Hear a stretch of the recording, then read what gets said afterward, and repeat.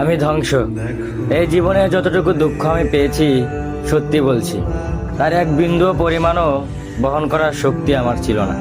কখনো চাইলেই কাঁদতে পারিনি, কখনো কারো কাঁধে মাথা রেখে বলতে পারিনি আমি ভালো নেই। তাই নিজের ভিতরেই সব জমিয়েছি হাসি মুখের আড়ালে, নীরবতার গভীরে।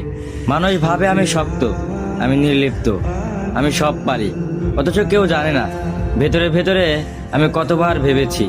একা রাতে বালিশ ভিজিয়েছি, চোখের জল দিয়ে গোপনে যুদ্ধ চালিয়ে গেছি। আমি নিজেকে এতবার জোড়া লাগিয়েছি যে এখন নিজের আসল রূপটাই ভুলে গেছি। কখনো ভাবিনি হয়তো এই দুঃখগুলো সামনে নিতে পারবো, হয়তো সময় ঠিক করে দিবে সবকিছু। কিন্তু বাস্তবতা হলো আমি আয়ত্তের বাইরে দুঃখ ধারণ করতে করতে এখন নিজেই ধ্বংস হয়ে গেছি। এখন মনে হয় আমি নেই, আমি কেবল এক ভাঙা মানুষ, যার ভিতরে অনেক কথা জমে আছে কিন্তু শোনার কেউ নেই। সবাই বলে খারাপ সময় সবসময় থাকে না, সময় ভালো হয়ে যাবে, কিন্তু কেউ বোঝে না সময় শুধু ক্ষত তৈরি করে, সেগুলো শুকায় না। আমি এখন কেবল একটু নীরবতা, মুখে হাসি, চোখে অন্ধকার আর মনে একরাশ দুঃখের বোঝা নিয়ে প্রতিদিন বেঁচে থাকার অভিনয় করে যাই। আমি ধ্বংস হয়েছি, তবু মুখে বলি আমি ভালো আছি।